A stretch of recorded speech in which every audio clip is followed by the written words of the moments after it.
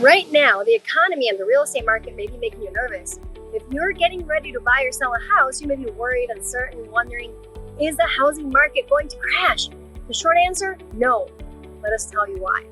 It's all about perspective and data, which we study daily. There's much speculation about the housing market right now, but crazy headlines and talking heads only affect your long-term goals if you let them.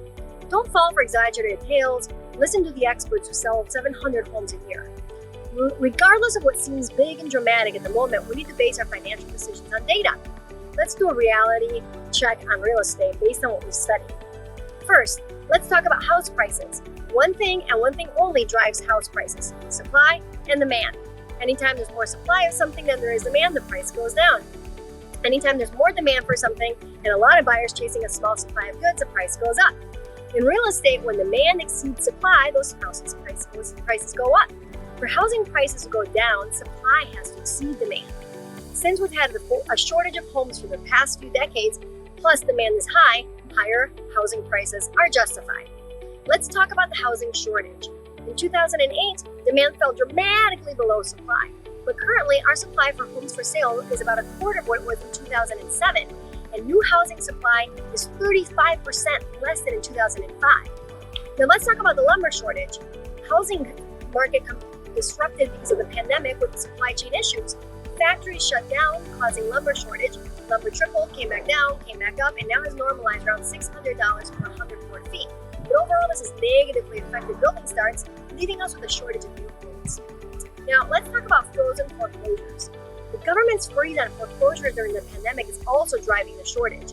Banks stopped executing home foreclosures, essentially letting people live mortgage payment free for the last 2 years, and now there's a pileup of homes to be foreclosed on.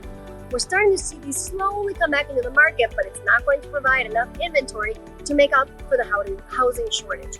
And here's why. High demand. Millennials have come to prime earning and home buying age. There are now 5 million more millennials in their mid-30s compared to 2006 when Gen Xers were in their mid-30s. Plus, in 2007, there was 160 million households in the U.S. compared to 126 now. There's 12 million more households wanting a home today. This makes too many buyers chasing too few houses. Let's talk about investor offers now. In 2007 and 2008, we had almost zero institutional investors in the market buying up houses. Today, we've got big investing conglomerates buying up single-family homes like crazy. They bought 28% of homes for sale in America in the first quarter in 2022. That's up 19% year on year. And they're buying more in cities in the Sun Belt like Atlanta, Jacksonville, and Charlotte. Let's talk about the Great Migration. Investors aren't the only ones seeking out better cities. In the past 2 years, there's also been a mass exodus of people across America moving out of undesirable environments. We haven't seen anything like this since the Dust Bowl. Let's talk about interest rates. That's a big topic right now. On top of all the chaos, it's been a bit of a shock to our system to see interest rates rise. They may feel like they're at an all-time high, but in fact, they're just starting to normalize. To keep perspective, remember that in 2020 and 2021, interest rates were at an all-time historic low. We reached our all-time high in the 1980s when rates averaged around 17%. Supply and demand sets prices, nothing else, not interest rates, not fear.